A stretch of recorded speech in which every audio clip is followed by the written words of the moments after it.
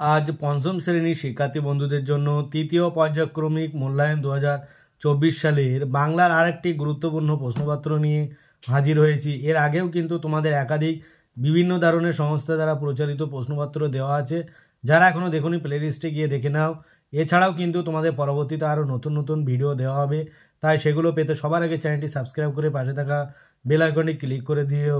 আর আমার চ্যানেলে যারা এখনও চ্যানেলটি সাবস্ক্রাইব করুন, অবশ্যই চ্যানেলটি সাবস্ক্রাইব করো। অলরেডি যারা চ্যানেলটি সাবস্ক্রাইব করেছে তাদেরকে অনেক অনেক ধন্যবাদ। আজকে তোমাদের শুরু করছি বাংলা একটা সংস্থা দ্বারা পরিচালিত প্রশ্নপত্র। এখানে 1-এর দাগ বন্ধনী সঠিক উত্তরটি বেছে নিয়ে লিখতে হবে।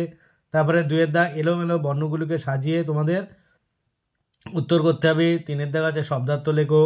4-এর দাগ বিপরীতার্থ শব্দ লেখো। 5-এর দাগ আছে বাক্য রচনা করো। তোমরা প্রশ্নপত্রটি ভালো করে দেখো আর এটা বেশি বেশি করে প্র্যাকটিস করো। এরকম ধরনের প্রশ্নপত্র কিন্তু একাধিক স্কুলে হুবহু কমন আসতে চলেছে, তাই তোমরা মোটেও অবহেলা না করে ভিডিওটি প্রথম থেকে শেষ পর্যন্ত দেখো। এছাড়াও বিভিন্ন ধরনের যে সংস্থা দ্বারা পরিচালিত প্রশ্নপত্রগুলো অলরেডি দেওয়া আছে সেগুলো তোমরা দেখে নাও। তারপরে 6-এর দাগ আছে, এখানে দাগ দেওয়া শব্দগুলো থেকে বিশেষ্য বিশেষণ আলাদা করে লিখতে হবে।